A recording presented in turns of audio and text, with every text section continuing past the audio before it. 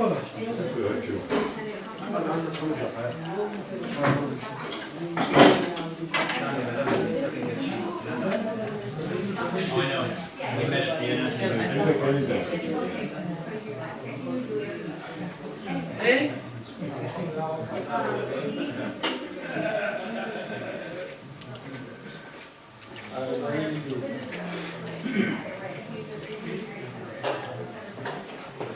Right. That's cool.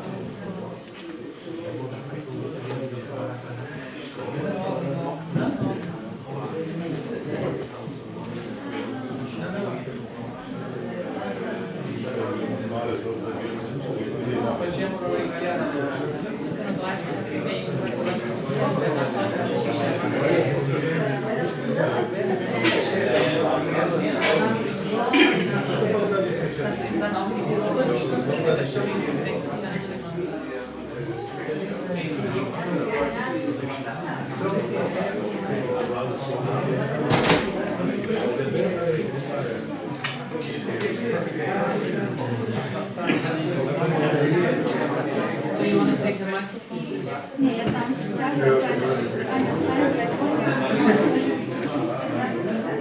Aber es ist besser, wenn du Grundfahrzeuge machst, und die hinter ein festes Bild. Ja, das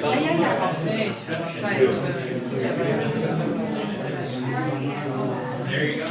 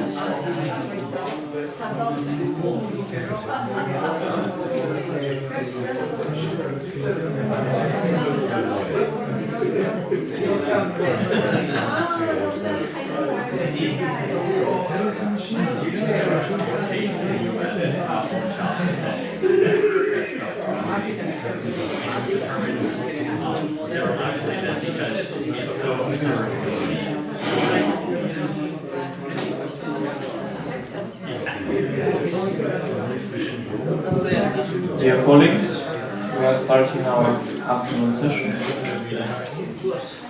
Please take your seats.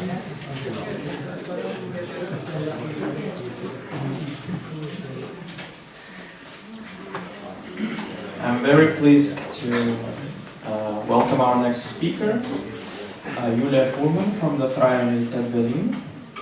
She is going to talk about the word Schurte, prisoners of war or Arabic militia, evidence from Syriac sources. The floor is yours. Thank you very much for the introduction, and I'm very glad to present here at the third International Advayu Conference. And I'm very glad we had a lunch.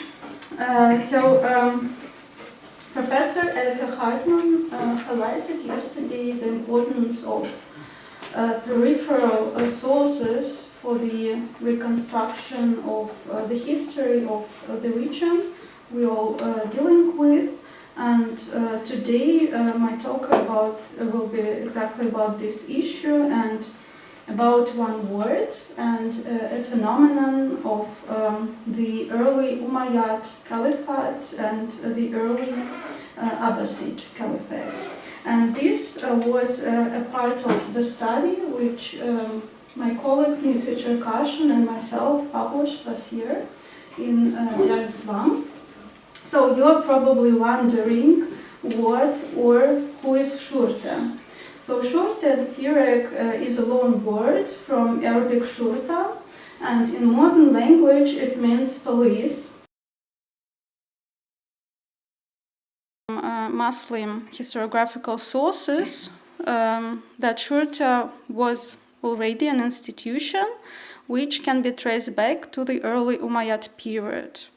And shurta was sort of contrasted with the army, which had different functions in the caliphate, such as conquering new territories or maintaining the territories in caliphate. So shurta, as opposed to army, was sort of fighting force of the Ministry of Internal Affairs, and it maintained law and order in cities, and it also suppressed uprising and eliminated political opponents. And shurta also served as bodyguards to caliphs and governors. And like a proper institution, shurta had a head, which was called Sahib al-Shurta. And what is also important for the further discussions, shurta used various weapons. So in the function of this law enforcing institution, it used standard weapons such as lance, sword, pole, or the whip, and if they fought on the battlefield, they used normal weapons to the soldiers, such as lances, swords, bows, and arrows. And what is also important, shurta was tied rather to individuals, such as caliph or governors, than to specific locations. And that meant that there could be multiple shurtas tied to different figures. And they also could change their loyalties in the course of different conflicts. What concerns the etymology of this word, well, actually we do not really understand from where this word comes. Medieval Arab grammarians interpreted the word shurta as an allied combat unit which was sent to the front line and was not expected to come back alive unless victorious, and that's why they derived it from the Arabic root sharata, from the fourth stem, to send forward an emissary or to commit himself to something. Well, modern scholars derive this word from Latin sources. And if we look at the Syriac sources, well, as I told, this word came from Arabic to Syriac. It is attested in two senses. In a later usage, which we find in the sources from the end of the 8th century, and in an earlier usage, which comes in the source of the late 7th century. And I start my overview with later Syriac sources.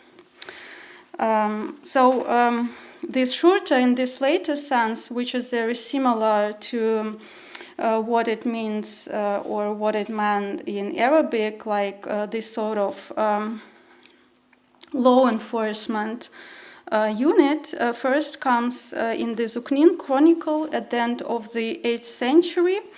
And from the entries in this chronicle, we learned that shurta was involved in detaining, in collecting taxes from the populations. And from example, from these passages, we learn, so there was practice to detain a population in a church and keep it there for a couple of days and so to say oppress them and to make them pay taxes. And shurta was responsible for this, so to say,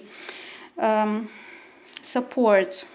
For example, the next passage also tells about a case. There, Shurta sort of made a person who was not able to pay taxes to set up another person. So we understand from this that they were used not only as force, but they were somehow responsible for collecting taxes. And this is a perspective of the Syriac author, and he calls actually Shurta fire-breathing police, as Amir Harak translates this passage.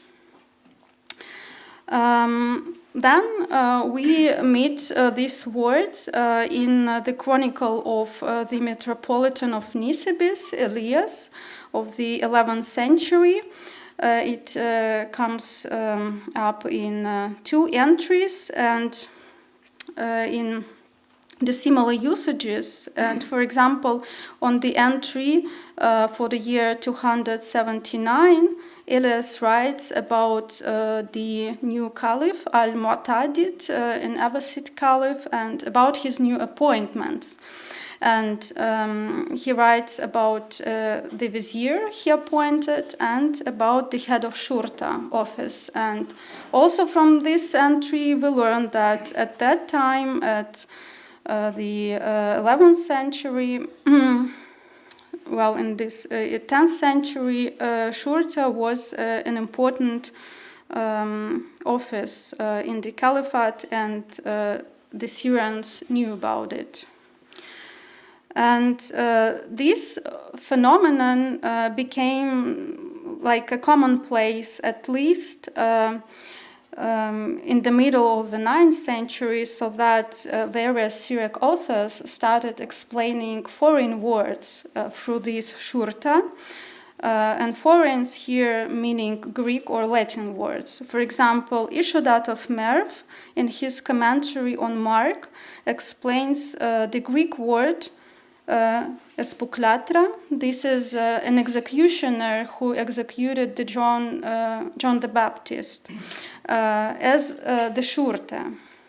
Or Anonymous East Syrian commentary on Matthew explains estratiute, actually quite a common Greek word in early and late antique Syriac sources, as Shurta.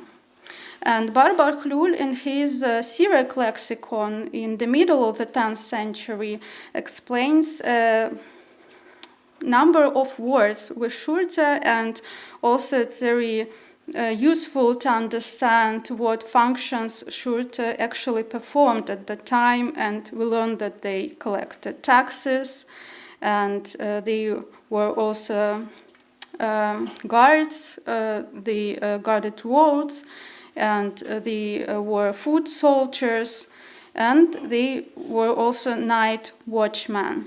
And also Dionysius Bar Salibe, in his commentary on Matthew, also explains one of the words, with the help of Shurta. So from the late Syriac sources, we understand that Shurta was a government institution, or it was an individual performing the duties of this institution. And this institution performed executive functions such as maintaining order among the sedentary population, also law enforcement, and they were responsible for tax collection, probably in some extreme situations, like in the Chronicle of Zuknin. And we also learned that they played an important role in the administrative structure of the Abbasid Caliphate. Of course, we can ask ourselves why this word, Shurta, comes up only later in Syriac sources. So they must have had some sort of police, Akin, and we know this from the structures of the Sasanian Empire. Probably it was just this institution or this office started to be named after this name or became known for Syriac authors only later in the 8th century by this name. So this was this later first usage of this word, and now we turn to the sources of the late 7th century, and there we have a totally different picture. And we're going to my favorite Yohanan Bar Penkaya, who wrote a universal salvation history called the Book of the Main Points in North Mesopotamia, Jazeera. And he finished his work around 687, and it was exactly the time where this conflict, which received in Western tradition a name the Second Civil War, or in Arabic historiographical tradition the Second Fitna. So it was basically the middle of this conflict, which started after the death of Caliph Muawiyah in 680, when different parties in the caliphate didn't recognize the next heir, the son of Caliph Muawiyah, and during these conflicts, different parties controlled different parts of the caliphate. You can see it on this schematical map. So the green one are the Umayyads, the brown one are Zubayrids. So Ibn Zubayr, he controlled territory in Hijaz. He was from the noble tribe of Quraysh, and he proclaimed himself a caliph. And later, certain Al-Mukhtar rebelled in Kufa, and he was in control of these blue territories. Yes, and this shurta, this is actually the first mention of shurta ever, I would say. So Bar Penkaya is the first person who names shurta, even before we have later evidence from later Arabic historiography. And this shurta fought on the side of this Al-Mukhtar. Well, and why this evidence is important? It's important because it's the only contemporary eyewitness of this account. All what we have are later evidence, mostly from the Abbasid time. And as I said, this is the first known mention of shurta, and also it's the only Arabic word in the Book of the Main Points. And as you may guess already, it's one of the earliest Arabic borrowings in Syriac. So what does Bar Penkaya report about this shurta? He writes about shurta in the context on the battle on the river Khazir near Mosul. This was an important battle in this conflict between the Umayyads and this Al-Mukhtar. And Bar Penkaya reports that the shurta were slaves of Kufan noble families, which were freed to be able to fight on the side of Al-Mukhtar. And he names the number 13,000 foot soldiers, and they were famous or notorious. They were poorly equipped. They had no armor or training, no horses or tents. And what comes to weapons, they had only very basic ones like swords, but mostly wooden weapons as staffs and rods.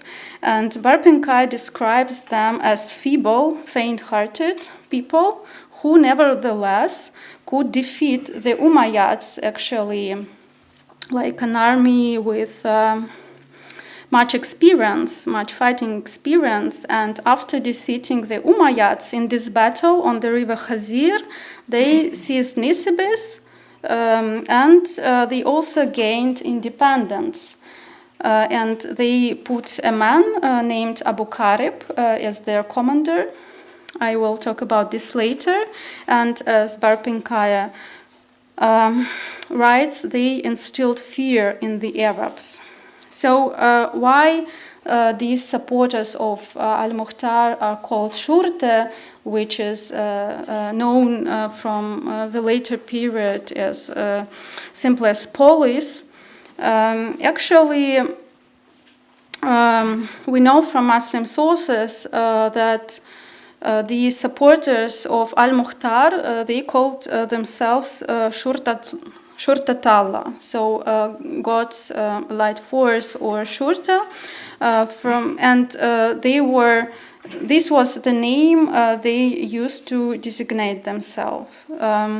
For example, one of the commanders, Ibrahim al-Ashtar, addresses them before this battle on the river of Khazir with this name, or in a short poem which At-Tabari quotes in his history, they are also called this name. And so about this identification, I think independently wrote a number of scholars, including the present author. I guess it was quite obvious. Yeah, but what can a 7th century Syriac author know about Shurta apart from what I already told? And actually, so if we read this text attentive or close enough, it reveals quite interesting details.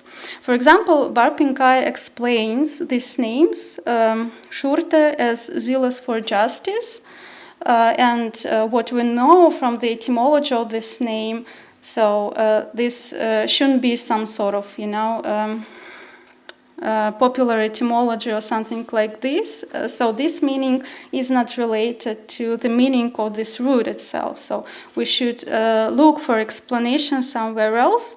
And for example, this root, particular Syriac root, tnan, to be zealous, is used particularly in religious context, like religious zeal, and especially in the book of the main points, Barpinkai uses derived words describing, for example, the prophet Elijah, who killed a number of Baal followers, and also the Maccabees, who are famous for their religious wars with the imperial Seleucid government, and also Nestorius, a very important figure in the Church of the East. And also what is interesting, Barpinkai applies the same root when he describes Ibn al-Zubayr in this conflict. So he writes, he testified about himself as if he rose out of zeal for the house of God. And also we know from the Arabic historiographical tradition that Ibn Zubayr rebelled for the protection of God. So what Barpinkai could possibly mean then, he interpreted this name as zealous for justice. And on the one hand, we know that there was some religious background in al-Mukhtar revolt, so to say. He represented Muhammad ibn Hanafi, one of the sons of the Caliph Ali in this conflict, and he claimed that Muhammad ibn Hanafi was Mahdi, and the al-Mukhtar himself was his vizier. But what is more interesting and I think more relevant for our case here is that it is also known that al-Mukhtar perceived this particular participation in this conflict as a revenge for the murder of Hussein ibn Ali at Karbala, which later became a very important event for the Shia Muslims. And it's also known that the army of al-Mukhtar, they had like slogans, and especially before this battle on the river Khazir. They shouted that they fight for the this cause because they want to take revenge on the death of Hussein. So probably, so it looks like Barpinkaya heard something about this. And what is the next interesting detail related to these characteristic weapons, and it's also known that the followers of Al-Mukhtar are called Khashabiya in the later tradition. It is a pejorative term. It means men armed with clubs, and it actually aligns with what Barpinkaya reports about the Shurta, that they have these weapons like staffs and rods. And there are various reasons why Al-Mukhtar's army was equipped only with wooden weapons, but the most probable explanation that they were slaves, so they don't have enough means to equip themselves. And in that time, slaves meant also they were non-Arabs. And Barpinkaya also, I think, portrayed or sensed because he describes a very interesting episode. Then this Shurta won in this battle on the river Khazir, and they seized Nisibis. They killed their Arab commander, and they put a man from their rows as their commander, which was called Abu Karib. And I'll just skip this. And if we compare what Barpinkaya reports in his history with what we know about this conflict from later Syriac sources, also, we learn something new about Barpinkaya's sources. So these later Syriac sources, they don't mention Shurta and this particular conflict, and they mentioned other details. But what is interesting that later Syriac sources were already influenced by Arabic historiographical tradition. For example, we can gather this from the terminology they use. They use fitna, an Arabic word for describing this conflict, or Syriac equivalents like shgushya, tumult, or bulbala, disorder, or Seth Karaba, a great schism. And they also use later Muslim narratives, like they call Al-Mukhtar a liar, an impostor, and a hypocrite. And also, what is interesting, we find a case of disordered transmission of Arabic names, which I think could arose only in course of written transmission of the text, such as Abu Karib becomes Burida or Budira in later Syriac sources. And now I want to draw my conclusions, just to summarize my talk. So, as I showed, we have these two usages of this word, shurta, from the late 8th century onward. It designates like a law enforcement unit or institution, some sort of institution, but in the late 7th century, this meaning was not known to Syriac authors, to Syrians, and Barpinkaya, it's clear he uses this word as a name, as a proper name, as the proper name of Al-Mukhtar's army. And it is also interesting that the Book of the Main Points reveals quite untrivial details about this group of people, like possibly religious motivation behind their uprising, or these characteristic wooden weapons that they used. And also, if we think about the comparison with later or other text, we can probably say that Barpankaya's source for this particular case was oral.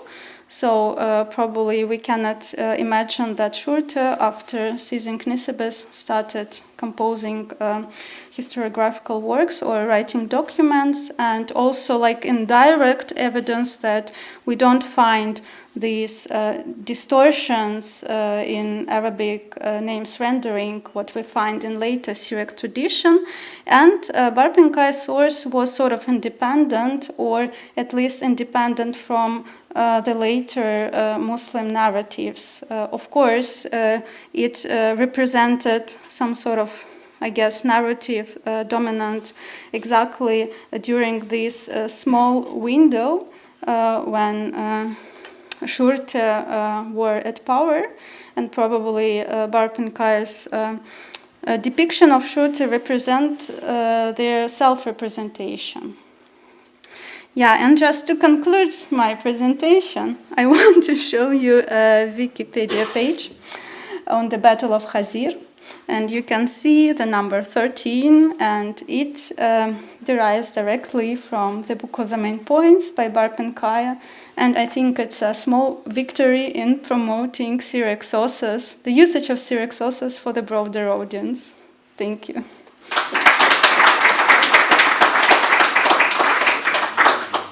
Thank you, Julia. We have time for 2 short questions. I think was first. Very quick. Okay. Go like this. Thank you so much. This is brilliant. You're leaning, it sounds like, towards a religious explanation for what's galvanizing this group of soldiers or makeshift soldiers. Is it possible it's a peasant revolt? I mean, it sounds like they're... What kind of revolt? Peasant revolt of some sort? Enslaved people revolt? Meaning, is it possible that it's... I don't want to say the word secular because that's a bit too modern of a category, but is it possible that it's not motivated by any particularly grand religious grievance, but something much more local? Probably it was not a peasant revolt, but I don't exclude some sort of tension of non-religious character between Arabs and their non-Arab, like Mawali. Yeah, but it's difficult to glean this sort of information from what Barpinkaya writes.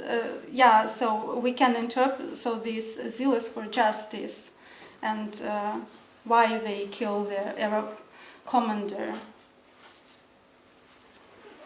So, I mean, it's just, I don't want to make any, unjustified suppositions. You're zealous for justice.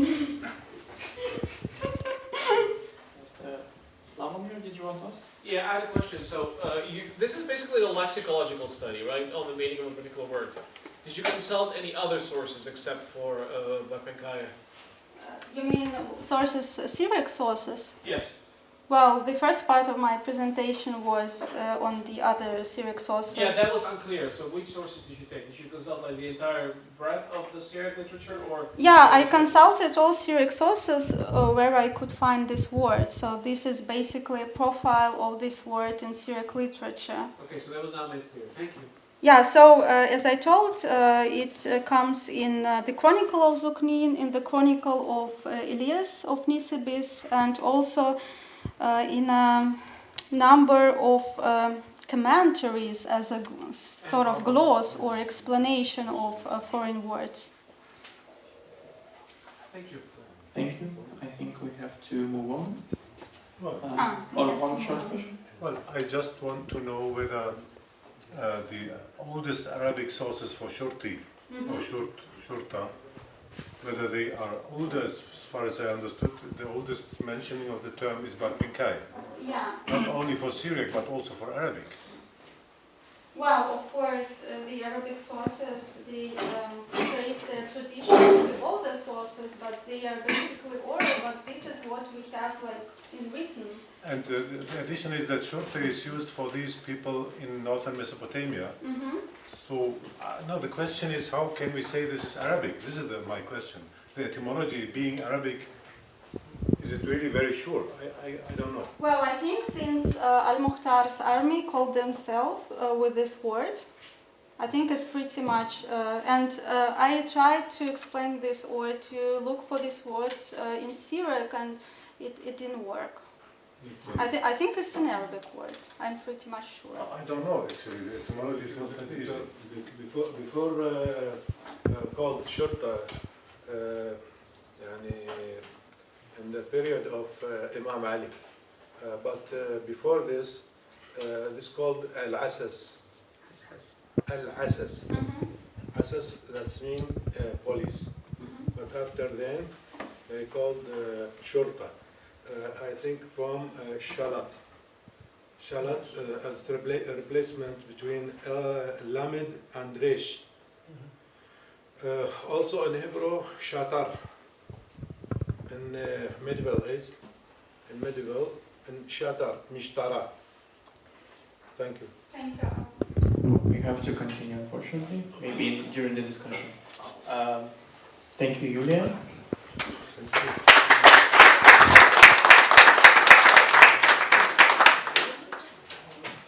Our next speakers are Slavomir Chepler and Giovanni Di Russo, who are going to talk about Syriac linguistics in the age of AI.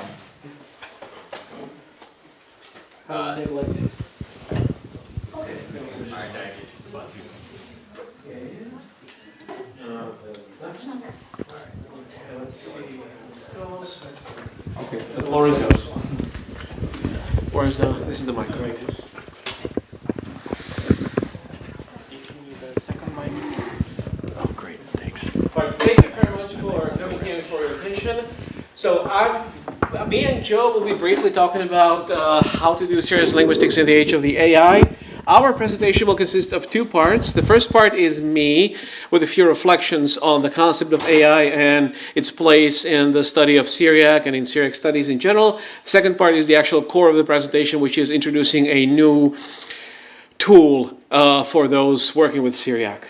So part one is AI and a few reflections on it. And before we start, this is my brief CV to show you that I've been working in the NLP/AI space for, God help me, more than 20 years now. So I'm not one of those people who just started learning about it last week. I am an expert, and you might not want to listen to what I have to say, but you will ignore it at your own risk. So I don't have to introduce AI as a concept. It's everywhere, from the White House helping introduce tariffs to various companies laying off their staff and replacing them with AI to, of course, academia and universities. The problem with AI is that it's a meaningless term.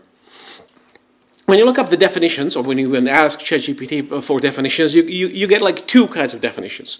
Definition number one is one of these, where basically AI is anything that simulates, that the computer does, that simulates human intelligence. So performs tasks that are associated with human intelligence. Now, of course, human intelligence is a vacuous and vague term. So other people prefer other definitions, and those definitions are more of a listing of things that it does. So, Google, for example, in their own definition of AI, specifically talks about the technologies that allow you to do certain things, like generate speech, classify stuff, do image analysis, do speech recognition, that sort of thing. But that also results in definitions like the one at the bottom, the kind of more vacuous one, where basically anything, including this watch, that does things better than a human could be classified as an AI. So to clarify what I'm talking about, what we're talking about here is a short list of terms that people use when they mean AI. So at the top are the large language models. What underlines ChatGPT, Gemini, and all the other things would basically begin with the first, or rather the second version of ChatGPT, and launch the whole quote-unquote AI revolution. The second thing that they mean, what people mean when they say AI, are image and video generators like DALL-E, like Midjourney, like Stable Diffusion. The thing that kind of allows you to type something and it will generate a picture for you. The third thing is kind of connected to the first two things. Those are the chatbots. They allow you to interact with large language models and image and video generators by basically typing what they call a prompt. And then people, of course, sometimes mean machine translation when they speak of AI, although machine translation is much older than anything on the list from 1 to 3. And often, especially in academia, when people talk about AI, they mean optical character recognition or handwritten text recognition. You know, you give computer an image and it will paste you back the text. So in what follows, I will only refer to the first 3 items on the list as AI, because AI proper, because that is what people mostly mean when they say AI helped me write this or AI generated this. Couple of points on what AI is not. These are things that are in common usage that I hear constantly from people when they talk about AI. So first of all, some sort of intelligence. It's right in the name, artificial intelligence. There's no intelligence behind this. There's no reasoning, there's no nothing. What it does is basically predicts the next word, predicts the next pixel on an image. Some people treat AI as a search engine, which I personally find mind-boggling, but understandable. Sometimes people say, oh, Google told me that. I asked Google that. Now people just ask ChatGPT or Gemini. They don't realize the difference. That Google actually leads you somewhere where people wrote something, where experts even might have said something, whereas Gemini or Google or ChatGPT or whatever else, they just produce stuff. And they don't care about the accuracy. AI is also not a database like some of my managers used to think. It's simply the predictor of the next word. And AI is also nothing new. What we have right now has been in development for about 20 years. It's just more powerful because people invested money in it and got more data. And also added some bells and whistles to it, like the ability for you to ask it a question. AI is also not a Swiss Army knife. This is especially important to note when you think about using AI with small languages. It's not built for small languages. No, nobody cares about small languages. It's built for English and for Spanish and for Chinese. It's a giant hammer, not a Swiss Army knife or a scalpel. And of course, AI is not a solution to our problems. AI cannot do any of the things that we ascribe it to, can do occasionally some very useful stuff, but not save us or save our languages.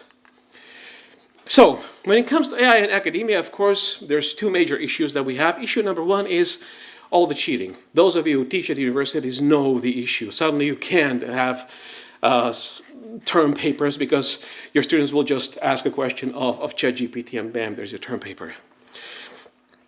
It's a big problem in academia at the moment. The other big problem is right here at the bottom, where some people in academia embrace AI as a tool that will help them to be, more productive, write more. So some people write papers like this one, how AI can help you in academic writing. Why they publish it in a journal on urology, I don't know, but maybe there's a joke to be had. This, of course, the whole craze about AI did not leave our community unaffected. So what do academics who work in humanities and who work in Syriac do when they're dealing with something new and something they don't understand? They write stuff about it.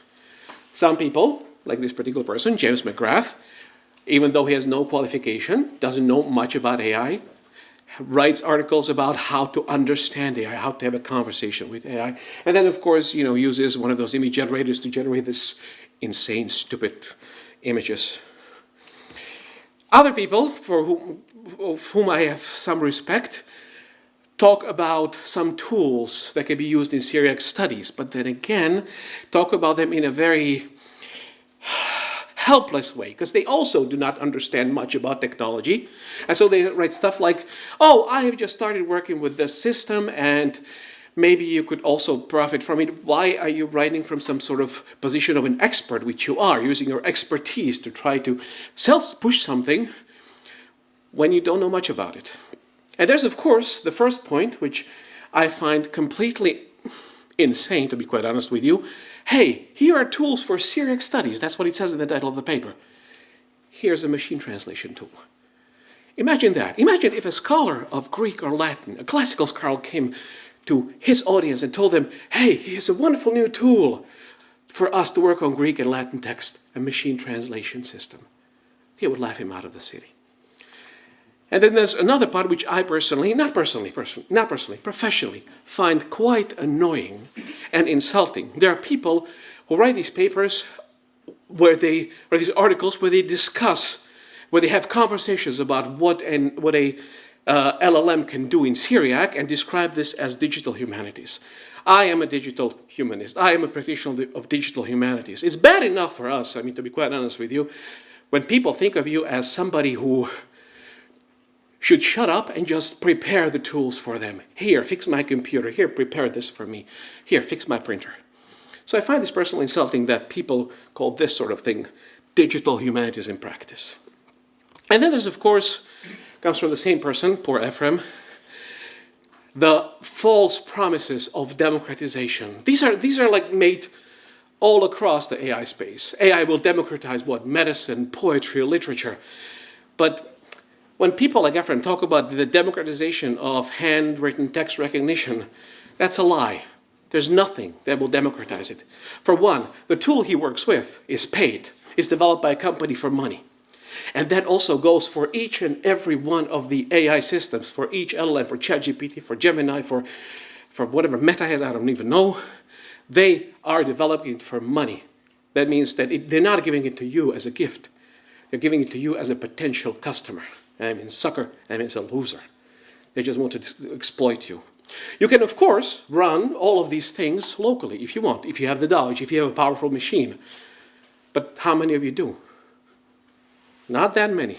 And of course, it also requires a certain level of skill. I mean, even if you wanted to run, say, eScriptorium or Kraken as a user for OCR, for manuscripts, it takes a bit of a knowledge. It's like the difference between using Word and Photoshop. Word is easy to use, Photoshop is not. So in all the sea of nonsense written about how AI will save academia, I found one very interesting paper. It talks about 15 times when to use AI and 5 when to not. I don't care about the 15 times when to, because they're not important. I do like these 4 points that the author makes about when not to use AI. And these are when you need to learn and synthesize information, when high accuracy is required, when you do not understand why AI fails, and when the effort is the point. And I find this a very good summary because the first 2 points are scholarship. Learn new information, synthesize it, and work with high accuracy. That is scholarship. That is what I do. I don't know about you, but definitely what I do. Then the second point is you should not use AI when you don't understand how and why it fails. And you don't. If you think you do, fine, excellent. Much power in you, but I have a test for you later. And when effort is the point is the epitome of learning. It's like what learning is all about. So if you're engaged in scholarship and learning, you should not be using AI.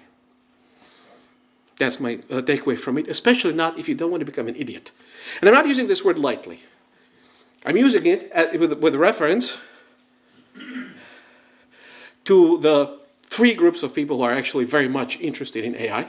The first one is the true believers, people like OpenAI, who just want to sell you stuff. Or people like the Church of the Harry Potter fanfiction that is not a joke. Please take a picture of it, Google it. That's so funny. Then there's grifters. There's people like Nvidia and Amazon and Microsoft who just want to sell the hardware to you and make money on it. And then the third group are people who experience fear of missing out. It's all of those people who do not understand what AI is, but know that everybody else is doing it, and so they must do it as well. That includes, these days, many people in academia, especially on the higher echelons. It also includes Google, who are caught unawares. And the word idiot that I used is really not used lightly because there is evidence that there is cognitive costs to using AI. When you use AI just to tell it, hey, create something for me, hey, generate something for me, even if the special case which I cite here was only used for essay writing, your brain atrophies. You become stupider. And ultimately, what is the point of AI? Is to replace you, is to replace all of us. The trillion problem, the $1 trillion they've invested so far, all the big companies in AI, right now is only there to replace wages, to replace humans. So, on that gloomy note, we'll proceed from nonsense to something more interesting. And we will be talking about Sympho. Some of you might know about it. I hope all of you know about it. It is a corpus of Syriac text that currently contains 25 million words, about 1,700 individual texts, classified in various ways. It is, at this point, about 95% of all Syriac texts ever published. I'm saying published, not manuscripts, because manuscripts are the next phase. Also, they're mostly Syriac, so classical Syriac, so Theobonoio, old and new. not any of the modern Assyrian or Chaldean stuff. It is, of course, the culmination of the efforts began by George Krause, etc. A lot of people are involved in this. I am a small cog in the machine, but I am ultimately responsible for things that go wrong and for requests for changes. And those requests are usually come in two parts. Number one, Slavomir, why can't we have proper references to pages so I can cite the text immediately? I don't have to go look through the edition. For which I say, yeah, we're working on it. We're working on it. The second request that I get is, why can't we have lemmatization? That means, why can't we just put in the root or the base form of the verb, and it will find all the forms of the verb? That second part, to which I answered, yes, we can definitely do that. And this is what is generally referred to in my world as NLP, natural language processing for Syriac. And more on that will come from Joe. All right. So after building on that, we're going to try and explain what we're actually contributing. Okay, there it is. Sweet. So there's a lot of things that fall under the category of Syriac NLP. We can very vibesly divide them into basic and advanced. Basic are things like tokenization, that is to say, identifying words and identifying subword tokens. So the B, D, W, and L prefixes, as well as the suffixes. Lemmatization, which we're about to explain, but finding the lemma or the basic form of the word. Morphosyntactic analysis, identifying part of speech, identifying how a word is declined. Syntactic analysis, which is where you examine how a sentence is put together. Basic lexicography, and then we're going to get to more advanced lexicography with semantic analysis. You're going to see an example of that in the next talk. Topic modeling, text-to-speech, which obviously depends on a certain understanding of phonology. And then things like even more advanced stuff like computational metaphor detection, sentiment analysis, is it saying something good, is it saying something bad about the topic at hand, and named entity recognition.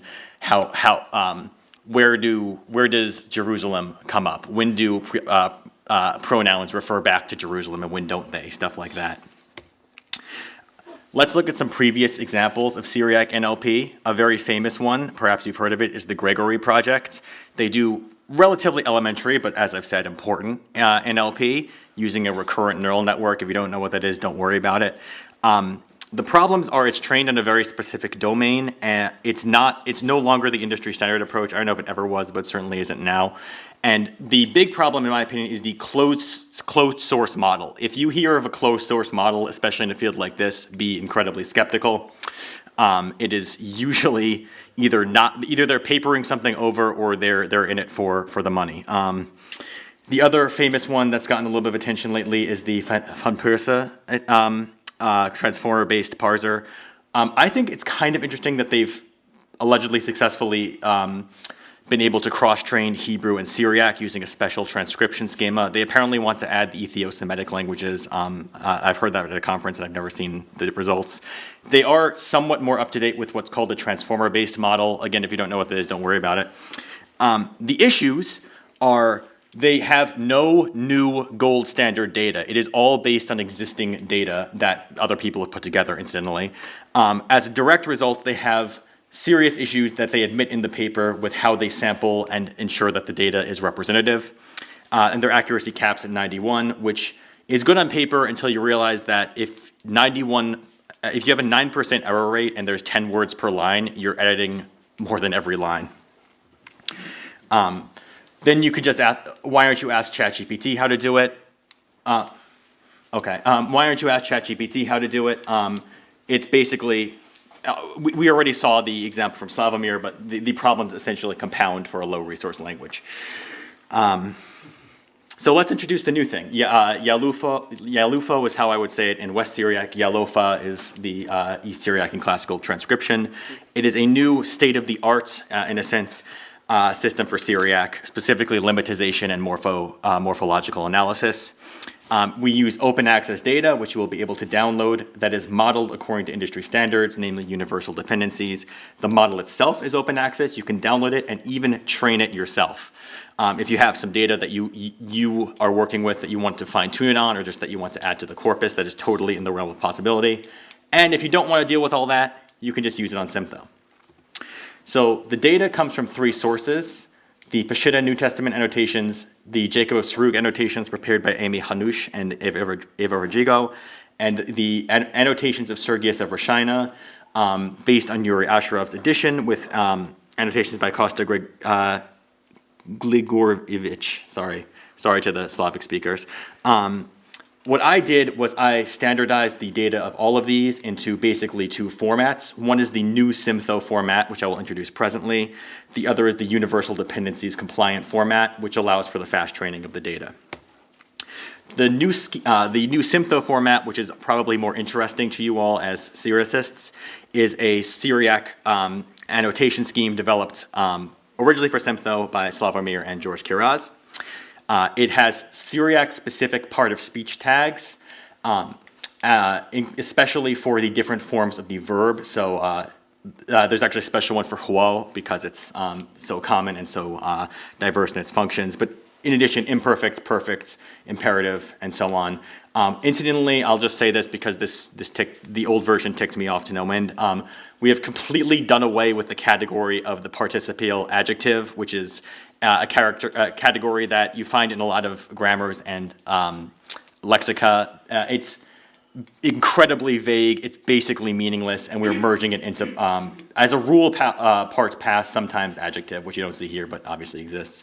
There's also a standardization of the different pronouns, including pron pos, which is for the deal, like the dialoch, yours, and so on.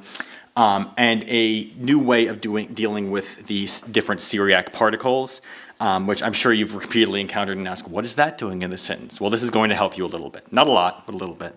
Including, incidentally, all forms of Dalith, because that can be a lot of different things.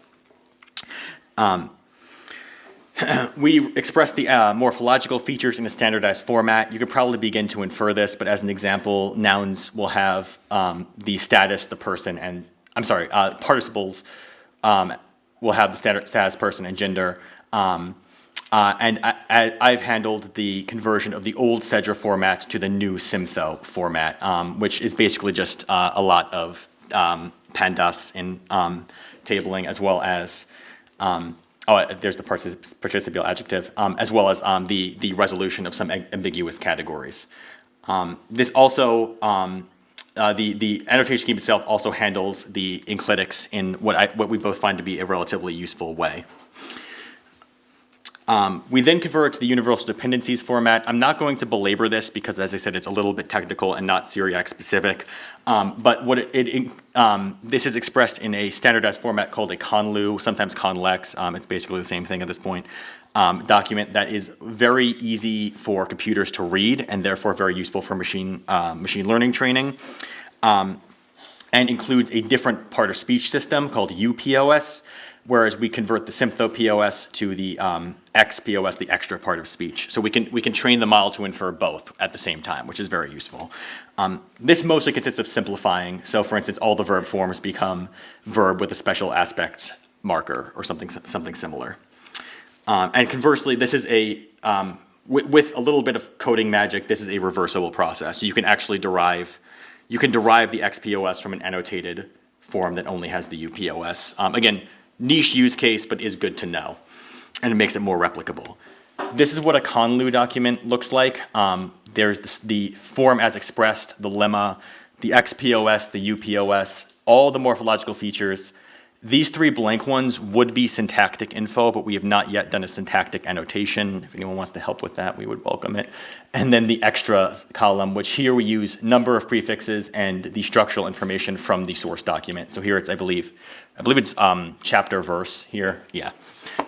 And as you can see, we've annotated all of this information about stem, number, gender, suffix is there, prefix is there, and so on. So you're probably asking, all right, this is all really cool, or maybe not, but what's next? Well, we've trained the model, and we've gotten some pretty promising results. The lemma accuracy is 92.2. The part of speech tagging is quite accurate at above 95% and up to 97% for the UPOS, which is, again, not useful, but you can derive the XPOS a lot of times from it. And then the morphological accuracy is a 90%. And this is for all of the tags together. So even one tag off would make it not count as this. I don't believe we've measured like near misses, but it's probably even better if you count near misses. It's there. Oh, it is in there? Training data. Yeah. Oh, okay.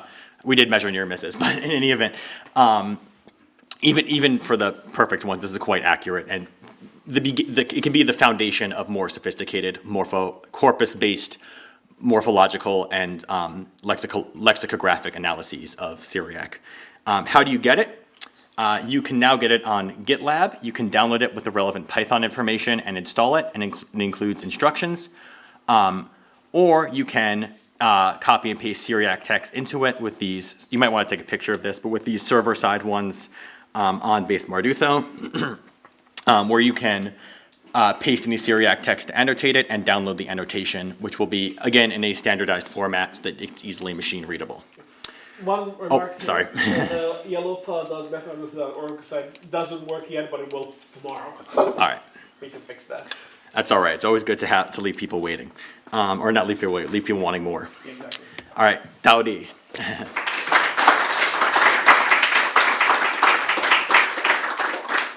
Thank you both for this very thought-provoking discussion. We have 5 minutes for questions. Who would like to start? Ask away. Yes, Brianna? Yeah. So just thinking about connecting the two parts of your presentation, how would you articulate to people who are trying to explain what this is, why it is not AI? It is based on actual data annotated by actual experts, number one. So it doesn't just guess any sort of random stuff. It doesn't hallucinate. The underlying technology is kind of the same, but that's like saying that a phone is the same as an AI. Kind of big differences. Number two, it is completely open. So anybody can correct the data, anybody can add the data, anybody can retrain it, anybody can run it on their own computer at almost no energy cost. So this doesn't require burning down half the Amazon and using half the Nile. And number three, it doesn't assume anything except what it is. So basically, it's sort of a learning tool. It's for people who want to learn Syriac, not to like have a computer tell them anything about it. This is a tool for people who just want to find out, oh, I don't understand the syntactic structure. Oh, I see. So this is third person singular, so that's why this pronoun has to be connected to it with. So it's for people who actually want to engage with Syriac on a fundamental level. It's sort of like a dictionary except for morphology. Thank you. Thank you. Sean, did you have? Well, thank you very much. In this term, we tried two aspects of AI to hear about them in the Semitic studies here. We had automatic handwritten text recognition, and the other were automatic speech recognition, because we are dealing with Neo-Aramaic languages. And actually, and now yours, I am very much discouraged actually of doing anything in this field, because both lectures we had didn't show at the end a possibility for people like me who are not experts of any of your stuff here to be able to work with this material and benefit from it.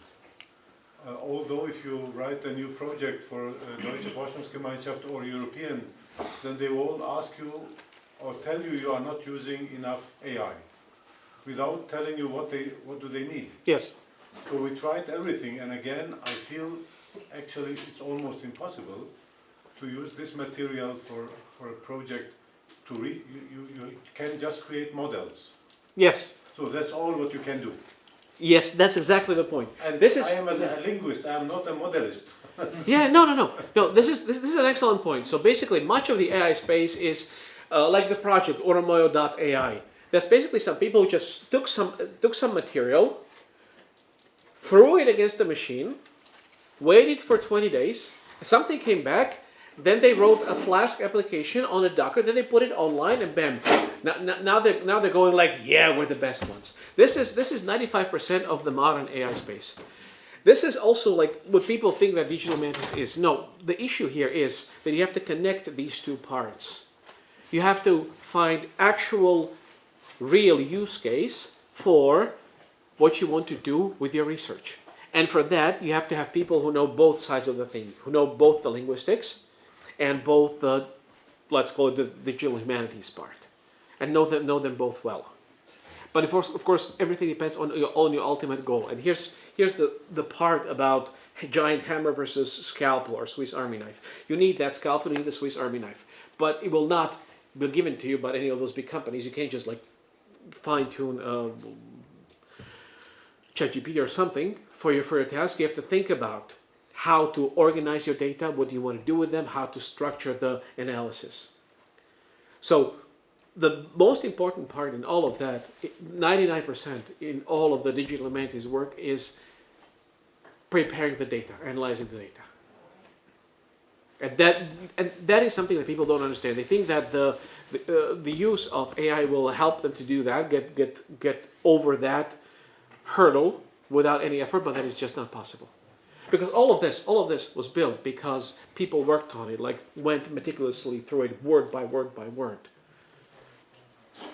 And that's what has to be done, even for, especially for the Neo-Aramaic stuff, even for like speech recognition. Thank you. We have to move on to the next talk. Thank you very much. Thank you. Yes, I am staying. So Slavomir is staying, and joining him is Brianna Grenner, and they are going to speak about religion in Syriac, a word vector analysis with simple data, or maybe I have the old title. A modified title, I guess, is on your screen. So. They're both great titles, we just can't choose. Okay. Yes, exactly. Then, more news. Hello, we're really excited to be able to talk to you about something computers can do for Syriac, but it doesn't replace people, for the record. We're not trying to replace people. Also, we were a little overzealous in our slide creation, so this is going to be really fast. Really long. No. Okay. So basically, a lot of people know that in religious studies, we're kind of obsessed with the idea of what is religion, right? This is a question we're thinking about a lot. And I'm not going to read this whole slide, but basically a lot of scholars have been really skeptical about the idea of applying religion as a category to antiquity.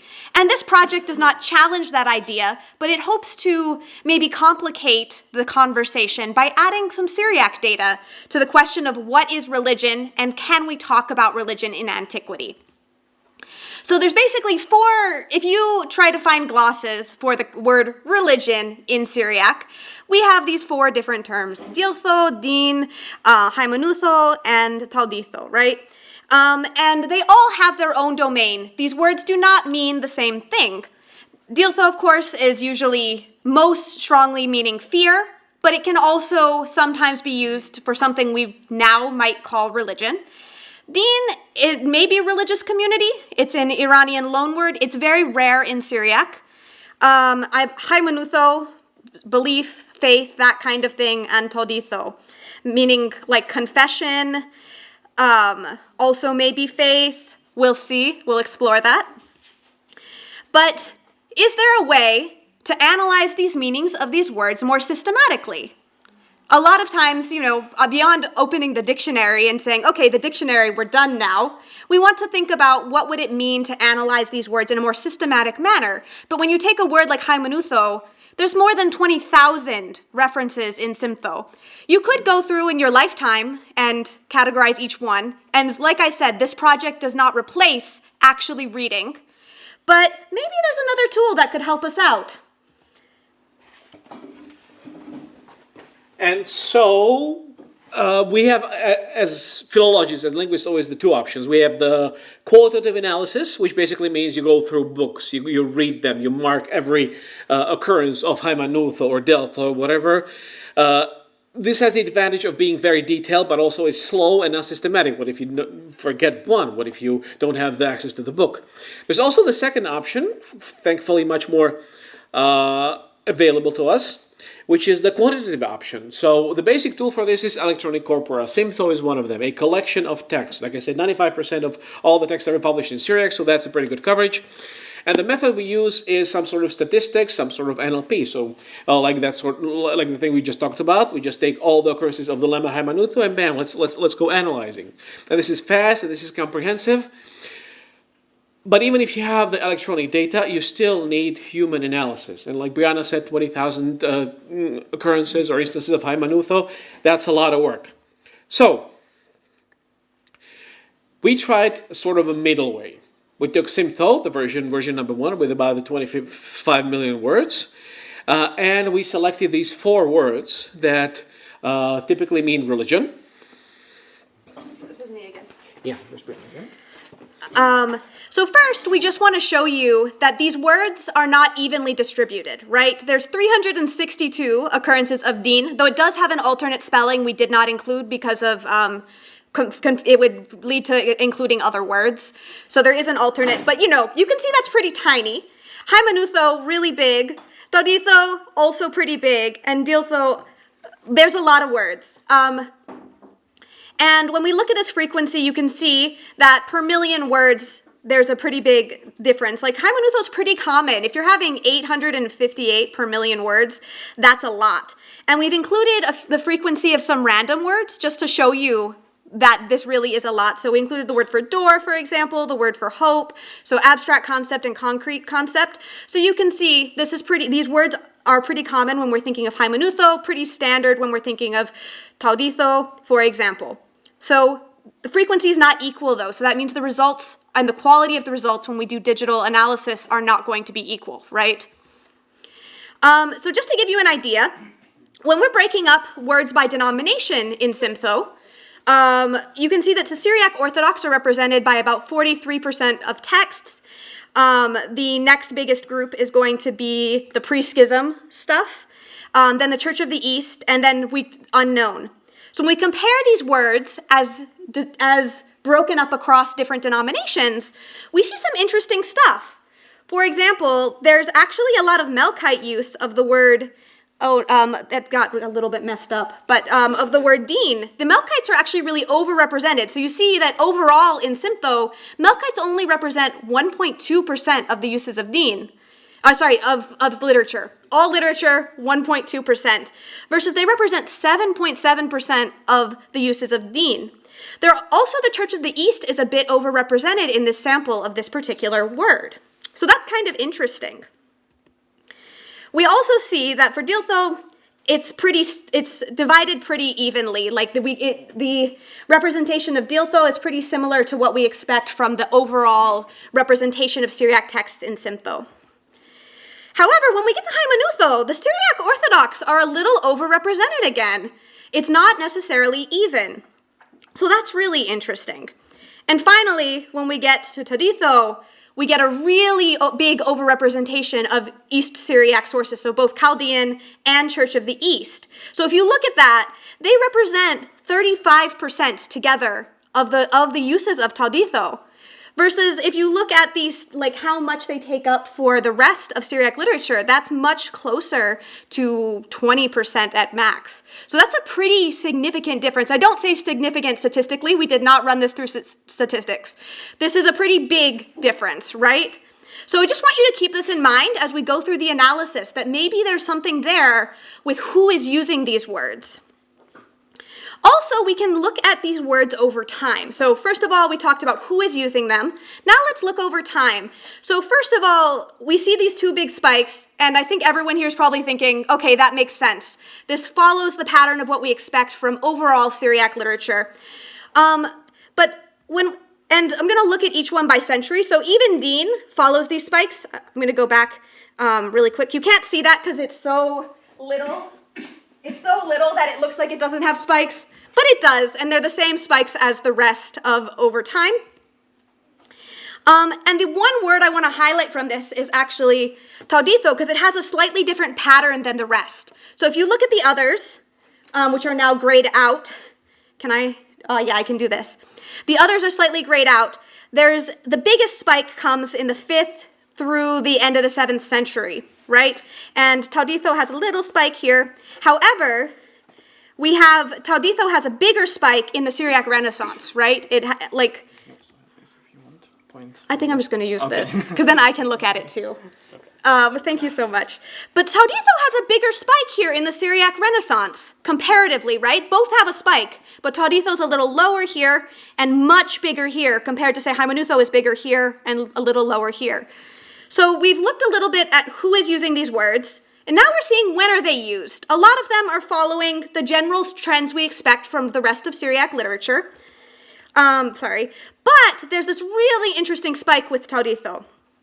And the reason we think maybe has to do with another thing we found from Cedra, the stabilization of the liturgy. So remember, Tauditho is used a lot by the Church of the East, and it's used a lot in the Syriac Renaissance. And when we look at all these different liturgical texts that are stabilized during this period, you can see why Tauditho would be used so much during that time, right? That maybe the use of Tauditho is really directly tied to the liturgy. So maybe this can explain the overrepresentation in East Syriac literature, since so much of East Syriac literature as we have it is liturgical in nature. And also, I should say, Tauditho, more so than the other words, matches our control words. Why is it doing that? Matches our control words. So there's a bigger spike in the Syriac Renaissance with our control words, so savro, for example, and tarro, than there is in the earlier phase. So there's Tauditho, more so than our other words, actually matches our control sample. Okay, so now we've kind of covered when are these words used and who is using them, and a little bit about what type of text they appear in. Now we're going to talk about, can we apply this digital method to understand their semantics a little bit. And this is going to get a little technical, so let me just go through very quickly. So, what you could do once you have done this analysis is go through all the text, find all the occurrences of a particular word, and try collocation analysis. Which words appear close to that word? What can we do with those? The problem is that those will only give you like a limited idea of the semantics and the semantic space of the particular term. And mostly they're about three things. I only have two, but there are three: valency, modification, and coordination. So you can find, for example, that you have sometimes Hymenutho, Tauditho together. But it doesn't tell you much about the semantics of these words. So the method that we applied here is one of the fundamental methods in AI, the narrow AI in LLMs and stuff, which is word vectors, sometimes called word embeddings, which essentially provide the information on the semantic space of a particular word. So that's a little W, that means a word. And it works like this. It's based on the fundamental idea that the semantics of the word are determined by the words with which it co-occurs. It is a fundamental technique in all of NLP, in all of language modeling. It represents the semantics of the words numerically. It is implemented as a particular method, which is not that important for us. But what I mean by numerically is this. You split the text into words. And then you take a word, and you see which words co-occur with it, which words follow it, which words precede it. And you do it for a certain amount of words. We call that amount of words. It's right at the bottom. Where's the thing?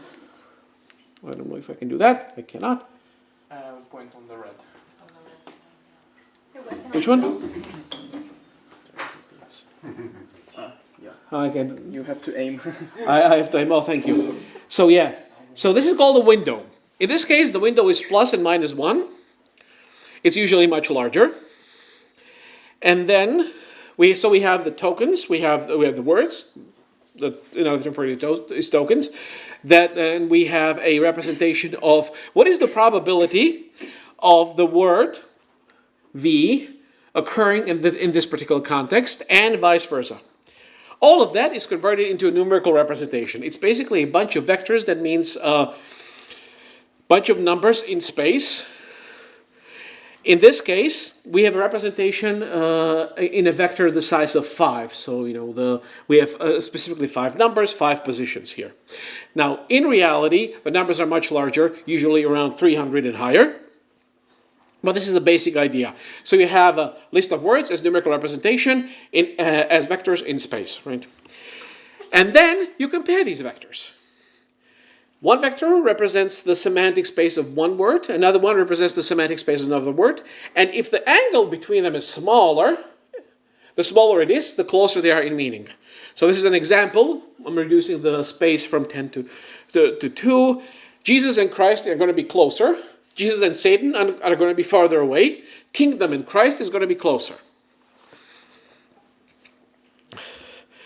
So we basically did that, except we took all of Sympho, all the 25 million words. The vector size we choose was 300. So basically imagine a vector in 300 dimensions. You can't, I can't, nobody can because we only live in 3. The window we chose after much experimentation was 20. And then also we reduced the size of the corpus because we only took words that occur at least 10 times, because there's a whole lot of artifacts, there's a whole lot of weird words. And we choose a particular method, the continuous bag of words, because in Syriac, we don't have sentences in most of our texts. Sometimes we have verses, but we don't have sentences, and kind of most of NLP assumes you have sentences. And this is, for example, we got when we analyzed the word taro. So there's 3 colors here you see. You see first the red color. That means it's some sort of OCR error, which is currently being fixed. And it kind of makes sense. Taro is written Tau, Resh, Ain, Aleph. But in East Syriac texts, it sometimes looks like Yud, Ayin, so that makes sense. So we have 3 red ones, 3 OCR errors. Now then there's the white letters on black background, like this one. So we have letaro, betaro, tare, wetaro, and so on and so forth. This is actually the same lemma, but in a different word form. And that means that this actually works, because it recognized that taro can be replaced in purely semantic terms, in purely the terms of meaning, with letaro, betaro, tare, and so on. The only difference is the function. And then we have other words that we have here. I don't know why this looks so dumb in this, huh? My apologies for that. Yeah.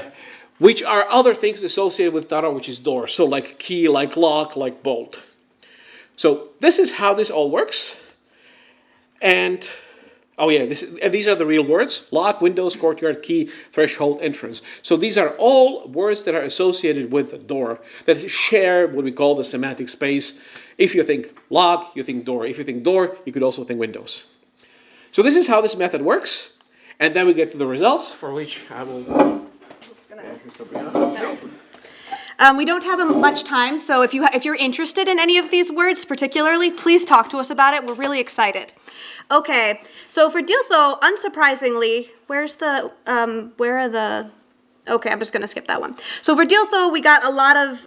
We had a lot of the Diltho coming up as itself, which is great. That does show, like Slavo said, it worked. Because if there's other forms of it, you want it to show up and say, I recognize this is the same meaning. But we also had a lot of words: terror, trembling, fear, fright, threat, courage, peril. So all of this shows that Diltho is much more strongly colored by its meaning of like fear proper than necessarily this like religious sense, which makes sense if we're used to reading Syriac texts. For Din, we got a lot more errors, but we have words like deceive, curse, truth, false, truly. So there is a sense of true and false there, but we did get quite a few errors with Din. Hymenutho was probably our strongest word because it's so represented in the corpus. By strongest, I mean that we got most of the words in the top 10 were just Hymenutho, right? It's that all these versions of Hymenutho are that. We did get some OCR errors as well, which turned out to also just be the word Hymenutho. So most of the top 10 and top 20 were actually just the same word. However, we did get truth, confession, orthodox, denial, false, doctrine, believe. So very much confirming what we would expect from other lexicography. And Tauditho, same situation, except we got worship, praise, glory, gratitude. The Holy Spirit came up, which was really cool. And lots of praise, lots of prayer. So our findings are basically that Tauditho and Hymenutho share some semantic space. In fact, Hymenutho did show up on Tauditho's findings, so they share some semantic space. Tauditho is very strongly colored by its use in liturgy, praise and worship. Hymenutho is very much emphasizing right belief, true, and the true or false idea. Din also shares that true or false idea, and then Diltho's meaning of fear is much more visible. So when we think about religion in antiquity, our question could be, to what extent do these different areas of Syriac ways of talking about what we would think of as religion, to what extent do they map well onto concepts of religion today? And we can use this to help us be more careful, but also maybe more optimistic about what religion, when we talk about religion in Syriac, what we mean. In conclusion, there's a lot of variety in Syriac ways of talking about what we think now of as religion. They each give us a concept, a piece of the concept of religion in antiquity: belief, worship, confession, fear. Diltho is often correlated with aloho, right? Fear of God. But this type of analysis really obscures praxis, social and institutional or communal structures, and it can't replace human reading, but can confirm what I think a lot of the instincts a lot of us have already had from reading a lot of Syriac texts. Further research, we could do more like text prediction, collocation analysis, and compare findings in Syriac with other people who are asking questions about religion in antiquity, like Kianush. Rosania, he has a last name. And thank you.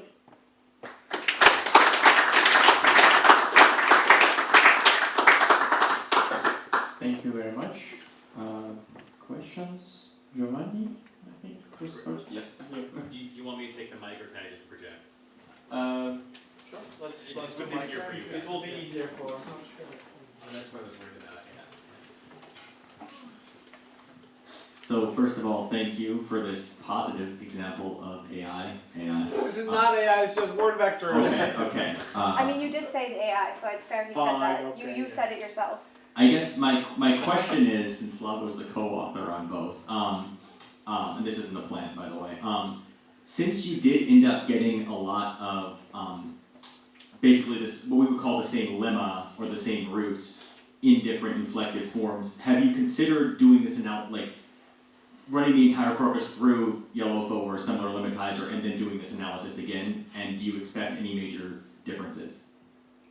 Thank you. Yes, that will be the next step. So the corpus will need some processing and some cleaning before we can do that. But yes, so this is word form level word embeddings. Lemma or type based word embeddings would be the second step.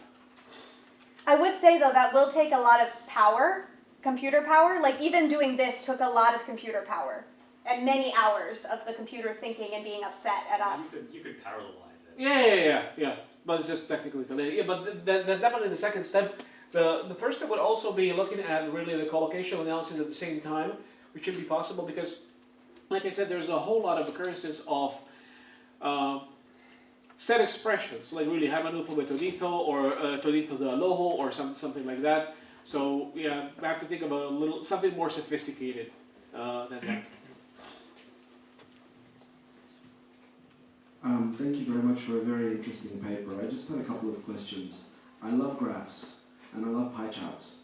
I really would have liked to see a pie chart for each religious denomination showing which words were more common for each religious denomination, because that could also have some bearing.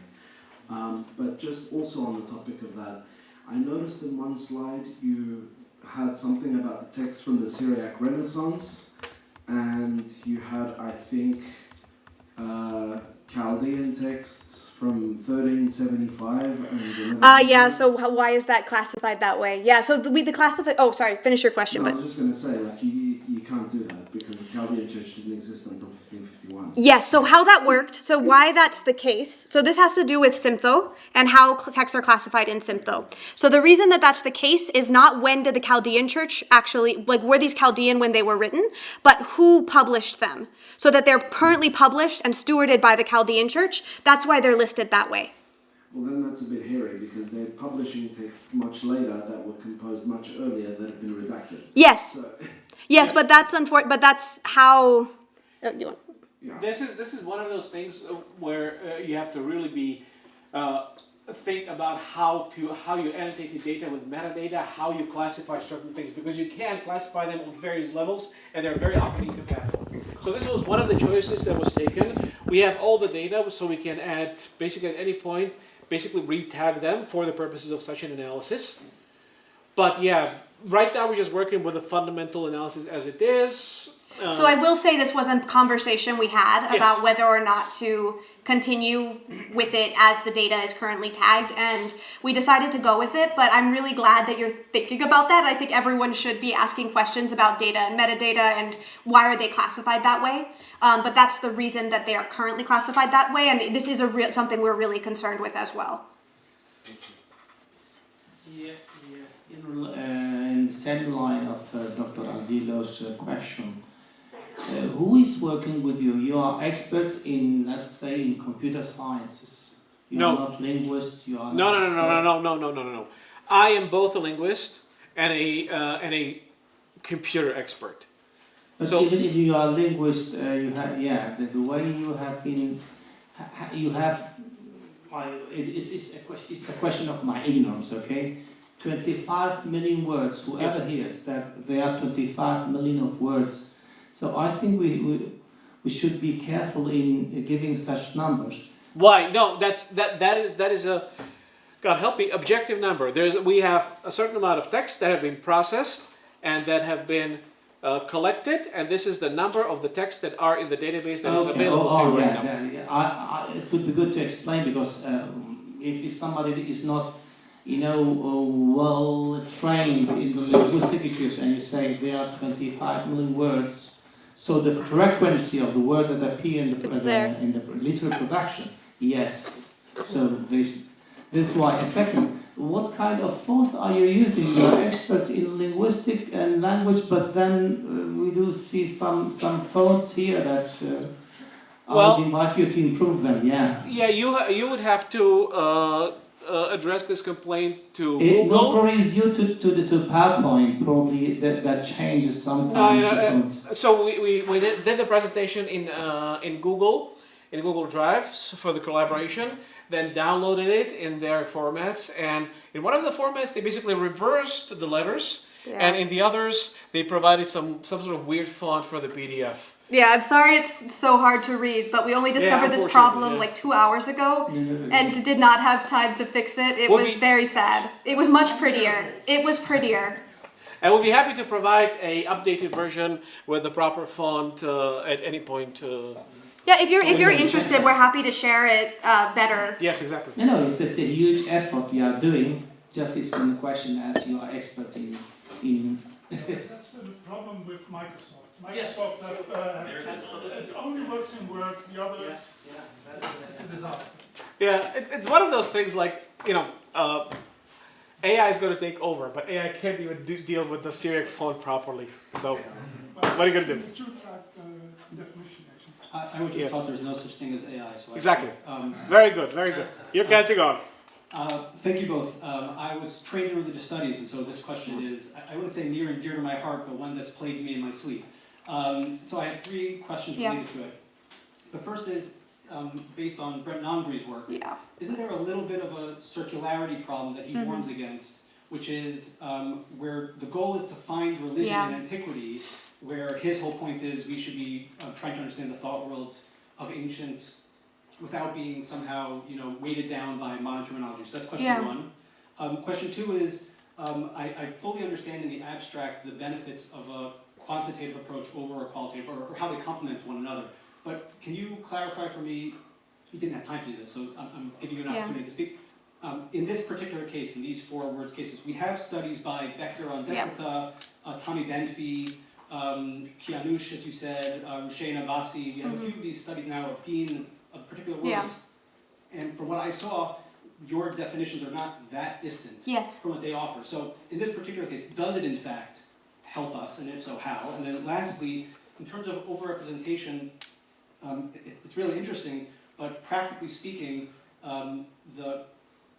let's say Church of the East can have more appearances of Dekleta because it has the Persian martyr act, so that's a light word. Right? That word is just ubiquitous. And can we really derive any meaning from it outside of this confessional group has this genre, this confessional group has that genre?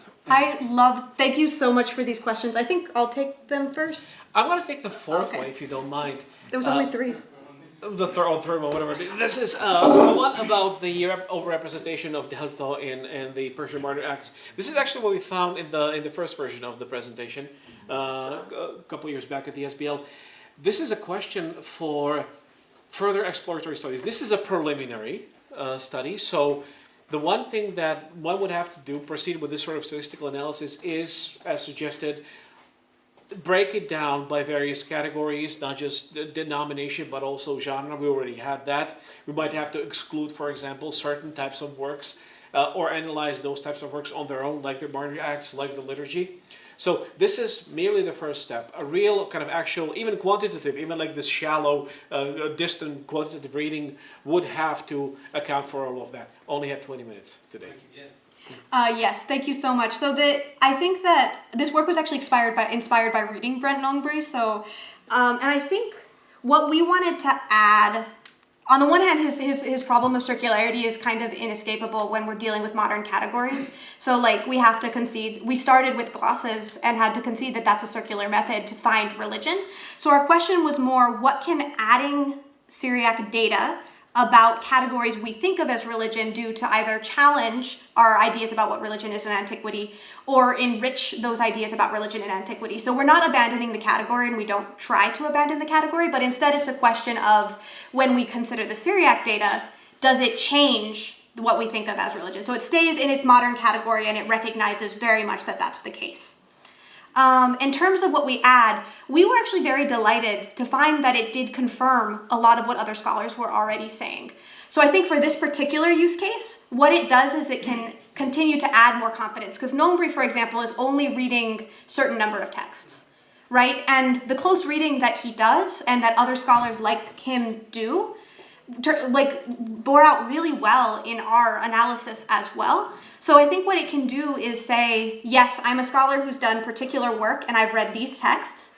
And look, it does match when you step back and you're looking at this bigger quantitative analysis, it does still bear out. These more micro things that I did and the analysis I did still bears out when you zoom out. So that's kind of what we add. So I don't think we replace them, we don't contradict them. And in fact, we get to say, when you zoom out to a really big level, it still works like that. Thank you. We have to stop for a break. Thank you so much. Thank you again.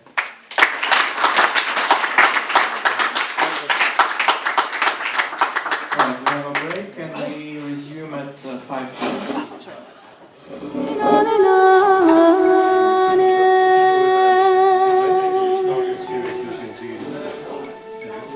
So the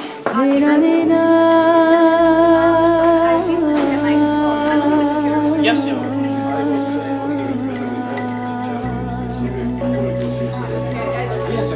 Yes, he asked that question, yeah. Yeah, so from the earliest Syriac we have it. From the Zoroastrian.